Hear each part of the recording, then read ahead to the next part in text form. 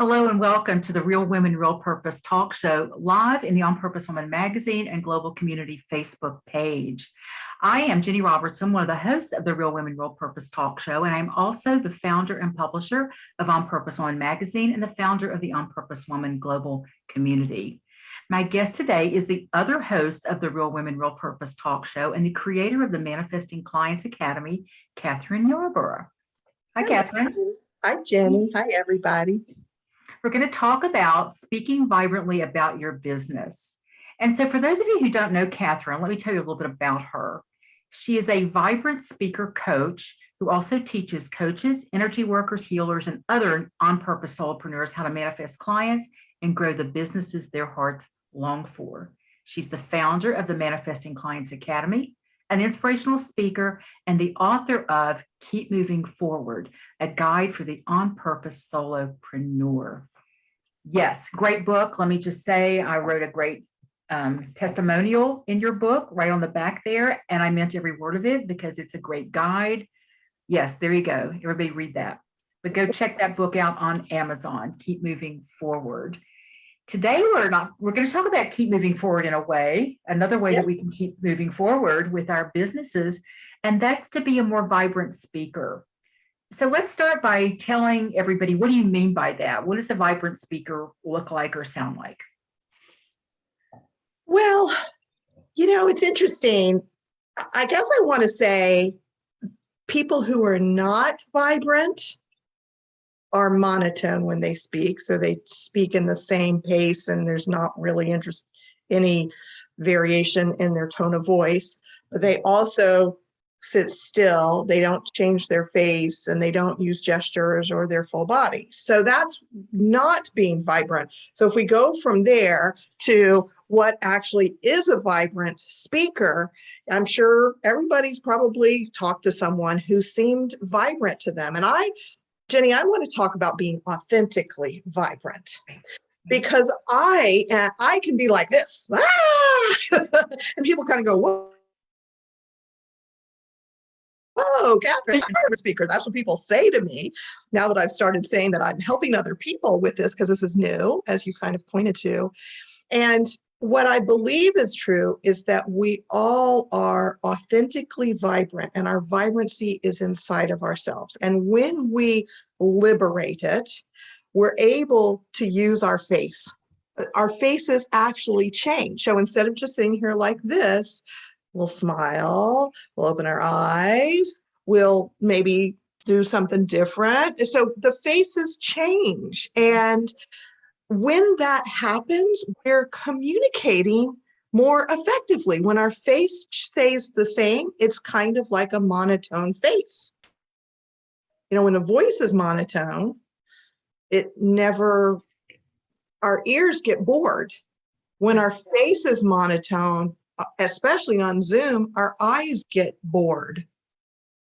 So if we're vibrant and our voice is changing and our face is changing, and then we even add gestures with our hands that are in alignment, we want to be in alignment with what we're saying and what we're feeling, then we're not boring, if you will, and who we are, our essence, our energy is coming through. So a vibrant speaker uses their voice effectively and in varying ways. Their body is part of the expression and their emotions come through and their energy comes through. And so the people who are listening to them or having a conversation with them or in their audience, if the person is speaking, actually gets a better feeling of who this person is. Mm-hmm. Thank you. That's a great explanation. And you make it sound, it's kind of simple, right? It's a simple concept. So if it's a simple concept and I think most of us know what the word vibrant means, then why isn't everybody just a natural, vibrant speaker? Yeah, that's a really good question. And, I think that for years I've been wondering, why aren't people more expressive? I go and I go to my Toastmasters meeting, I go to networking meetings, and I see people, and most people are not vibrant. Most people are not expressive. Most people aren't engaging the other people in the room. And for several years, I just kept wondering, what's going on? Why aren't people doing this? And I recently discovered why. And so you're trying out, so I just want to say, I'm noticing that you're trying out being without glasses. Were your glasses bothering you? Is that? The glare is so big. So it just looked like the glare was, I thought it might be distracting. So. Oh, so whatever allows you to feel most comfortable is what would be best for me. I don't know about back on if I read my notes anyway, so I may as well just leave them on and have the glare be there. So. I know that darn glare when we're on our laptops, and it can be problematic. So anyhow, let's see. I was exploring, chatting about why aren't more people more vibrant? So I was at a Toastmasters meeting, and one of my colleagues reminded me of a concept called micro movements. And micro movements are the little impulses inside of us that are happening all the time whenever we have a thought and a feeling. And believe you me, we're all thinking all the time. Anybody who's done any meditation knows about monkey mind going on all the time. Our head is always thinking, and along with those thoughts are little feelings. So everything that you think about, you probably have a feeling about. And along with that is a little movement urge. So you can see, like, I'm going a movement urge. Like I guess that's the way I want to express the urge idea. And so he suggested that people were too scared when they're speaking to actually follow that micro movement urge, because what happens for me, because I did free myself from the childhood constraints that I'm going to talk about in a little bit years ago, is that when I started to speak, it was natural for me to use my body. It was natural for me to change my voice. It was comfortable for me. So I kept looking around going, why aren't more people doing this? Not realizing at the time that when I was in my early 20s, I had liberated myself enough from the conditioning of childhood that now when I speak, look at this, I can do this, it's comfortable. Well, so he suggested that people were scared. Now, here's the thing, Ginny. When people are starting to speak, fear will keep you frozen in place. Mm-hmm. It can keep you speaking in a monotone voice because you don't know what you're going to say. Fear is looking at those notes so carefully, or reading your notes. Yeah. And you don't know how people are going to respond. I could make a fool of myself. I mean, all those things. It's important, if you feel that way, in my opinion, if you do want to speak in any way, and I think all entrepreneurs should become better communicators and speakers, whether it's one-to-one or one-to-many, that you practice, that you move through that fear, because it's normal if you do have it. And On Purpose Women Global Community and all of our gatherings are a great place to practice in a safe environment. Ginny has created that for us. But once people have spoken a few times, maybe even a dozen times, maybe even 100 times or 50 times, and they're still not being vibrant, well, that's where I come in, okay? Yeah. Because what he said, I thought to myself, well, okay, that makes sense for brand new people when they're petrified. But once people have been speaking for a little while, why aren't they more expressive? What's going on?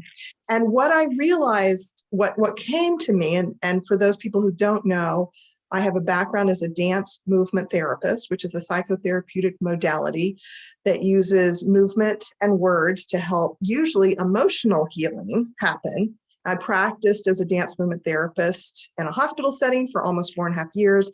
Then I had a private practice for around 10 years in Maryland. And the training is equivalent to a social work degree, master's degree. So, it's not nothing. It's not like a weekend workshop. Not that those things are bad. I'm just saying, we're talking a couple of years, an internship of this and that. Curriculum. Yeah. Yeah, it's a big deal. So anyhow, what came to me after him making that suggestion was the thought, people don't hear or feel or sense those inner impulses to move because there's a body, mind, emotion split. There's some sort of disconnect where the communication isn't happening all the way through. That happens usually when we're growing up. And as I was suggesting, I had healed from that piece of, I've done lots of healing, but I had healed at least a big layer of that in my early 20s. And, but for most of us, we develop our personality around that split. So we suppress parts of ourselves. Like, let's say, for example, I'll just give my little story that I've been sharing lately. When I was around 5 or 6 years old, my sister and I escaped from our bedrooms at night. And we went out down the hall and we were so excited. And it was like, oh my gosh, we're going to watch TV from the corner. I don't even remember what special thing was on TV, but it was something special. And I was so excited and so cute. I'm sure I was very cute. And my dad heard us. He got up and he was angry and he yelled in his angry voice and he spanked us in his angry way and sent us back to our rooms. For me, that was a traumatic moment. And I remember it. And I remember the tightening and the fear. And I believe that at that moment, one piece of me, one piece of my natural, authentic vibrancy got pushed aside and fear started to live more predominantly, and not wanting to get yelled at started to control my behavior. So we all had experiences. It might not have been your dad yelling at you. It might have been your mom shushing you, or the teacher saying, sit in your seat, or whatever it was. And we all conditioned ourselves, or most of us, I'm going to say probably 99% of us, we took those things on. And in order to survive, we pushed aside parts of our authentic vibrancy, our expressiveness, because it wasn't safe. So of course, that's what we did. So all we have to do, I feel like I'm talking a lot. So I'm going to pause before I say all we have to do, and just ask, how does that all make sense? Of course it does. Makes perfect sense. And I think, like you said, all of us had something, people know what I talk about, being a recovering good girl, because I was told a lot, settle down, stop trying to be the center of attention. Because I love being, I was vibrant as hell when I was like 4, 5, 6 years old. I would show off. I would be out there singing to people and dancing and doing Shirley Temple imitations. And then one day my mother yelled at me and she goes, stop trying to be the center of attention all the time. Settle down. You're too big for your britch, And what I heard was, if I don't stop this, there's no love here. That's what I interpreted. So I had to play by the rules. And, Kathryn, I tend to have more of a reserved personality anyway, because I'm one of those people you're speaking to that says, don't try to be like Kathryn, right? Because that's just not natural to me to be as expressive the way that you're expressive. But you also know that there are still things that I deal with around this, well, how big can I be? And how big do I want to be? And, and I think I'm a good speaker. And I think when I'm on stage, I do move and I do connect and all that, but I know there's still other stuff there, that I could be more expressive. That's the best word. I love the word expressive because that just says it all. So yes, it makes perfect sense. Thank you. Yeah. And I appreciate your honesty about all of that and the recognition of your strengths as a speaker, because you do engage people. And that's one of the skills of a gifted speaker and presenter, is to connect with the people in the room. and you do that well and brilliantly. Your heart is open. You care about the people in the room, and that comes through beautifully. So those are all wonderful skills to have. And I appreciate that you recognize that the possibility exists, that your authentic vibrancy that you had when you were little could be uncovered a little bit more. And oh my gosh, what would happen then? Yeah. I was still in the closet kind of, because every time my parents would leave, like around 10, they go off for the day or go to get groceries or something, I would break out the remote, put on my mother's show tunes, and I would dance in front of the big mirror behind the couch, and I would sing and I would still perform. But as soon as anybody walked in that house, it got shut down. So it's only Wow. for me. Yeah. Wow. Yeah, I've never talked about that before. So thank you for bringing that out. Yeah. Yeah. So your vibrancy is only for you. Apparently, at least Yeah. it was. Yeah. I wonder, listeners, I wonder what Ginny does when she's alone. Are you ready to move on to talking a little bit more about how we do this? Yes. Okay, so you have 6 nonverbal communication tools that we can actually use to be more vibrant speakers, but nonverbal. So because vibrancy isn't about how loud we talk or how, our voice inflection has a lot to do with that. Yeah, Right, it could be. We do need to be heard, right? But Yeah, just it could be about about nonverbal. You're actually going to do nonverbal right now, which have nothing Yes. to do with that, right? Yes. Okay. And your tone of voice is a nonverbal communication skill that needs to be developed. So yes. So if we talk verbal, that's the words that we use. So when you're talking about your business, what you say matters. If what you say doesn't make, that's the words, that's the verbal thing. If it doesn't make sense to your ideal clients, rework what you're saying.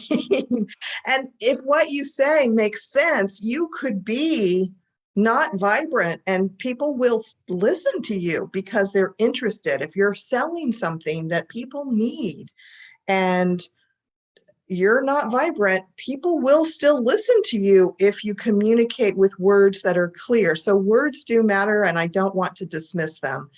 And it's my experience that I listen more and better when someone adds the emotional component, which comes through the nonverbals and can come through the words too, but also when they include their whole being when they speak. I want to hear more.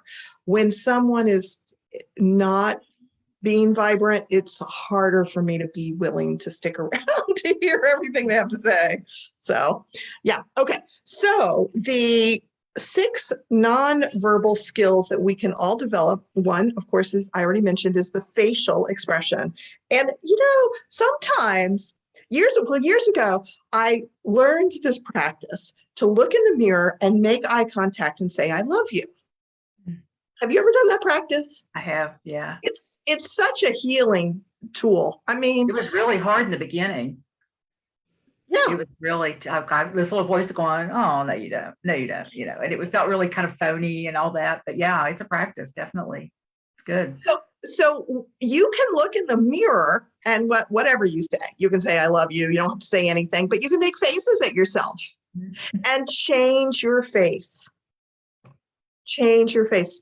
So simple practice to take away from this presentation. If you want to be more vibrant, look in the mirror and change your face. And what's nice about saying I love you is your eyes, if you really mean it, your eyes will soften, your heart will open, and that love will come through. And it's nice to look at yourself and to receive it, but also that ability to look at yourself and make eye contact and say I love you will translate onto a camera like this and to the people when you're in the room.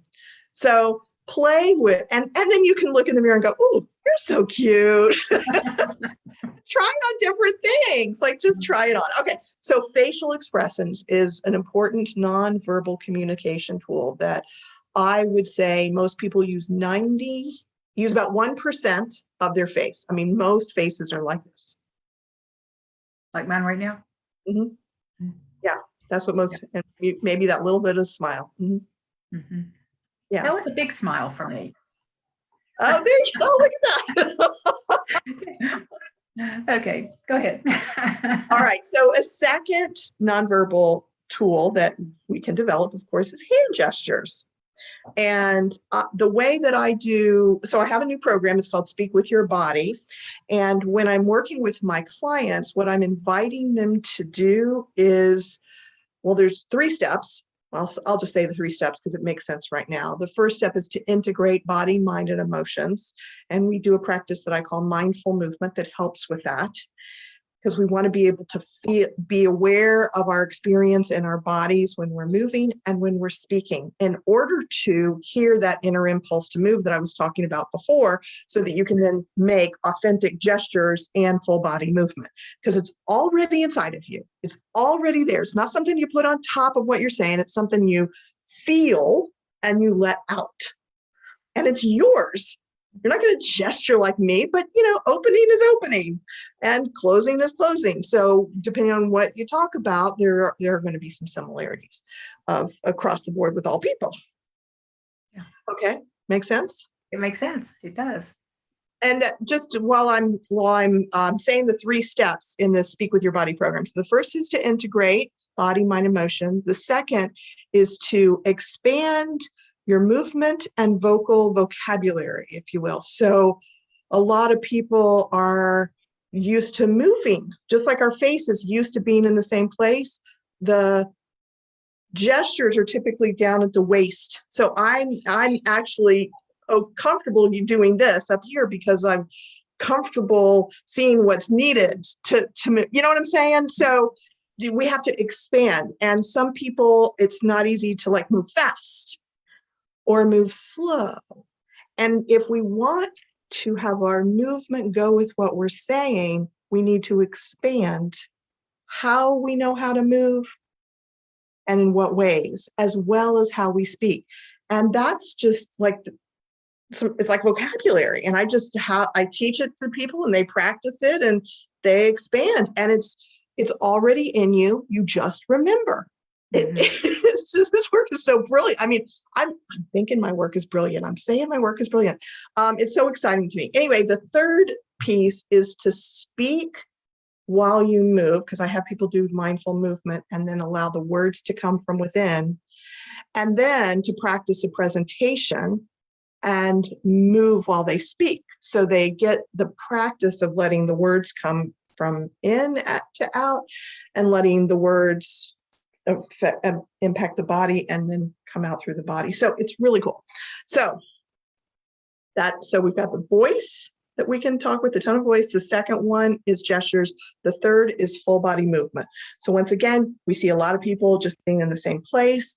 And on Zoom, this may not seem like a lot, but compared to what we normally see, there's a lot more room than what we've got. And of course, when we're on a stage in person, there's the whole stage that we can use, and with our whole body.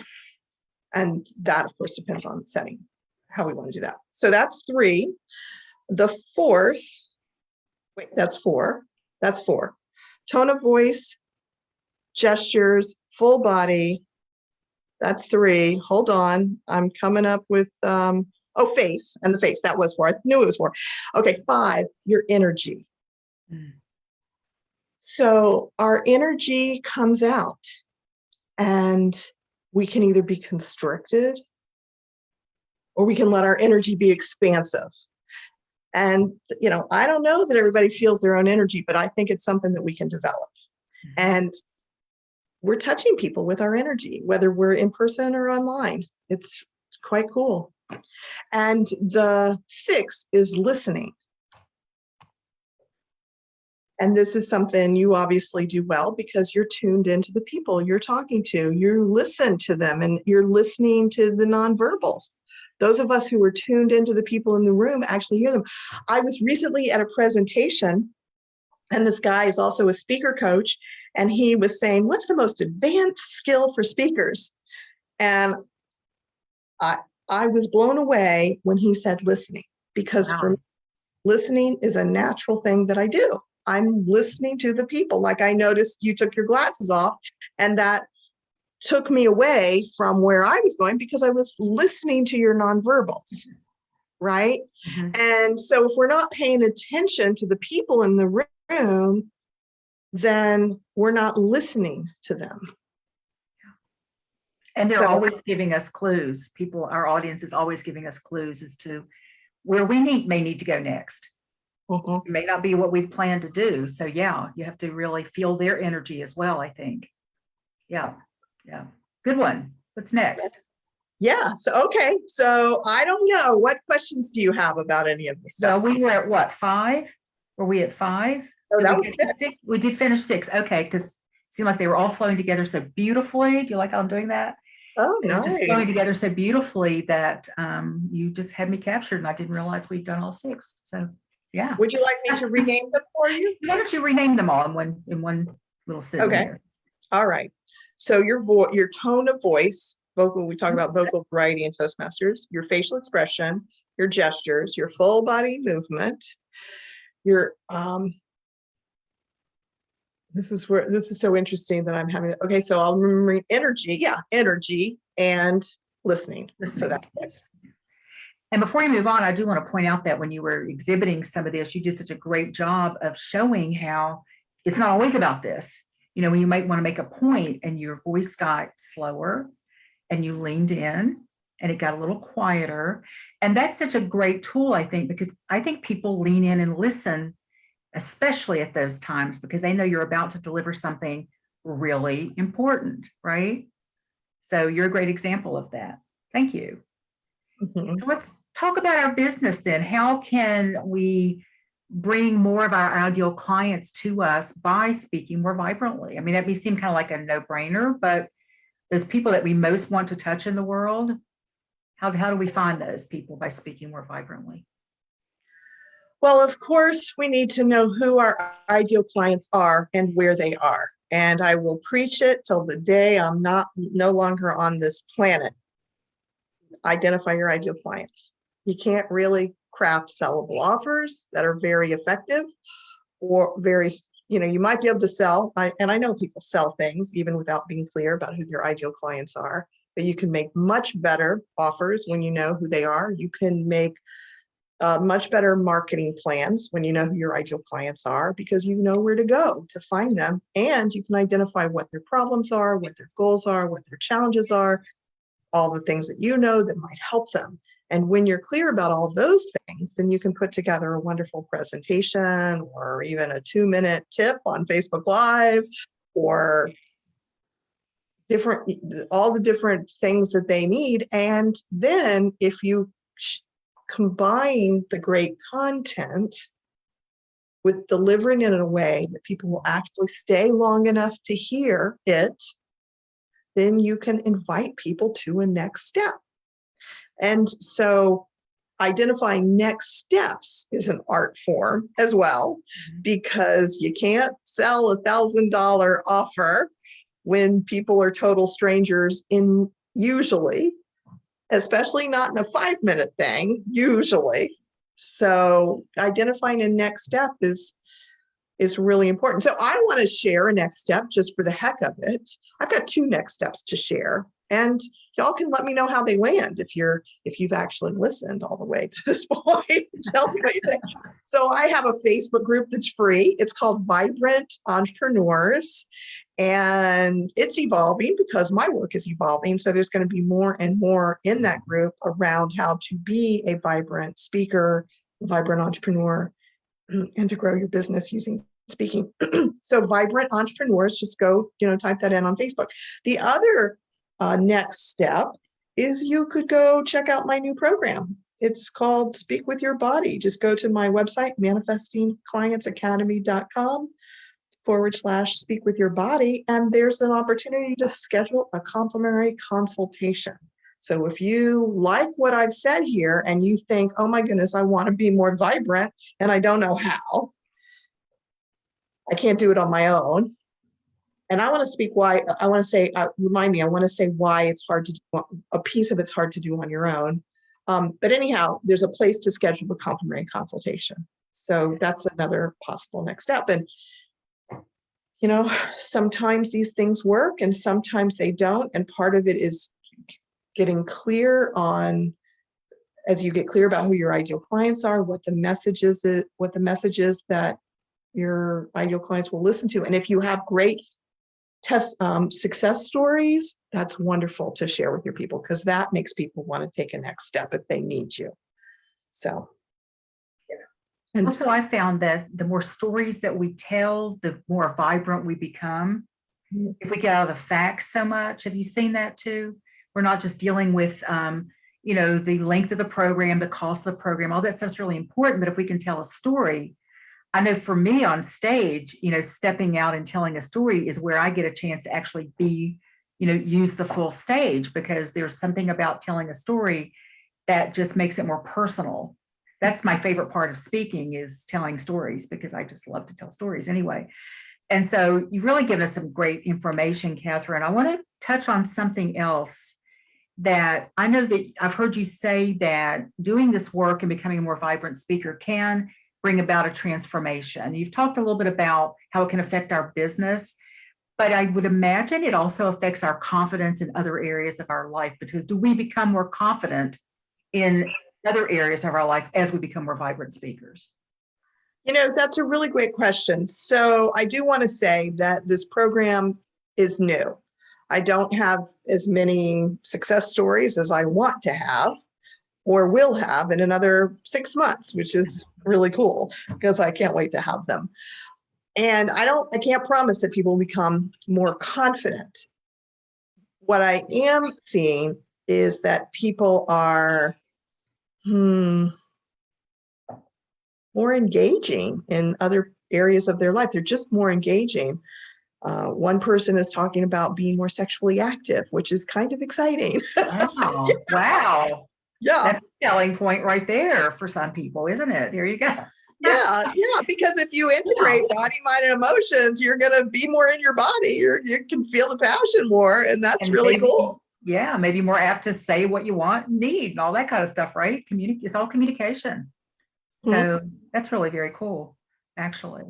Yeah. And so I guess when I said confidence, that probably wasn't the word I was looking for. I was looking for maybe the appearance. You might actually appear more confident to other people. You may not necessarily feel that confidence, but you're going to feel something different. You're going to feel more vibrant. To me, vibrancy and confidence kind of go hand in hand. So I'm going to suggest that it probably will be a side effect. It probably, I would agree with you that it probably is, and I just don't have that information yet. Yeah. But there's no doubt about it that when I see people who are vibrant speakers, they appear confident to me. And so I'm so excited about this. Anyway, I'm just so excited about this program and what it can do for people. Because it's like a win-win-win. It can help us professionally, help us personally, so we can attract more clients. It's like, anyway. And I really love the idea of it too. And I've never heard anyone else talk about it the way you talk about it. The whole vibrant speaker thing, that whole idea, I think is kind of cutting edge. It's new, it's fresh. So I really like it a lot. And you've already talked about your offer, but tell everybody again where they can find out about the next steps. Okay. So go to my website at manifestingclientsacademy.com, manifestingclientsacademy.com. And under the services and events, you'll see the link for Speak With Your Body, or it's just for manifestingclientsacademy.com/Speak With Your Body. And on that page, you'll see information about this program I'm talking about.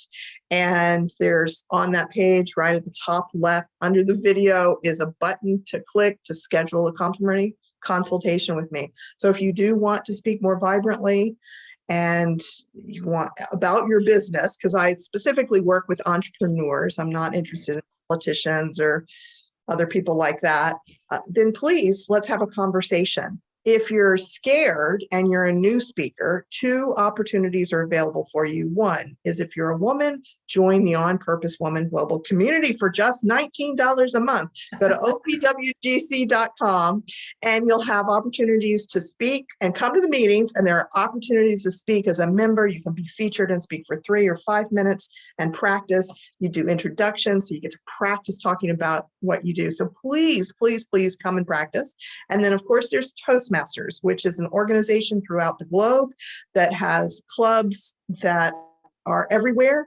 And you can reach out to me for an online and always online club if you're interested, for speakers, authors, and coaches. And I can't speak enough about both of these organizations and the impact they've both had on my life and given me the opportunities to practice and develop my own speaking skills. Because I would say, Ginny, in the last 4.5 years since I started Toastmasters, I've probably gotten much better as a speaker. Would you say that's true? I think so. I think so. Yeah. I thought you were really good already. Mm-hmm. I know that you had things that you wanted to work on yourself, and you took this challenge. You made this challenge to yourself. I want to be a better speaker, and you took it on, and I have seen a difference. Yeah, but what you saw before was that natural ability Right. to speak with my body that came about because I broke free when I was in graduate school for dance, using the exact same, well, not the exact same, but all the stuff that I'm doing in the most of the stuff that I'm doing in the Speak With Your Body program is what I take people through, because I now see how it affected me and how it can affect other people. I'm so excited.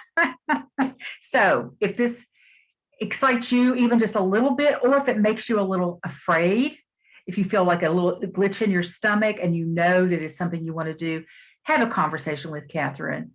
Kathryn will talk to you, and she will let you know if it's not for you. And she will also let you know how you can get started. But there's no obligation, and she's fun to talk to. She's a lot of fun to hang out with. So do you have a final sentence or two of what you would say about this process and the importance of it?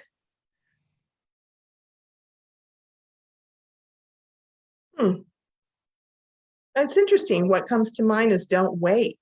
Okay. Yeah.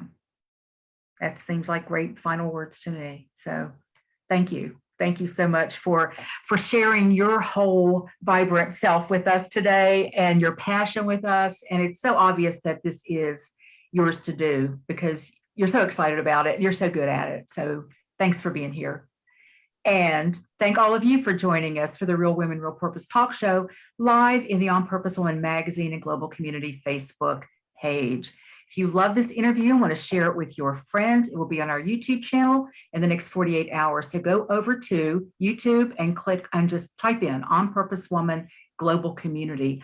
I think we're getting close to 100 interviews over there now, Kathryn. We've got great interviews from real women living their purpose, telling us how they do it, imparting all their wisdom. So just spend some time over there and, take us on your walk, take us in your car, and here's some great inspiration. There's one more interview this month, and that is this Thursday, February 24th. I will be talking with COO Maria Darby about leading from the heart. So thank you again for watching the Real Women, Real Purpose talk show, and I'll see you again. Thanks.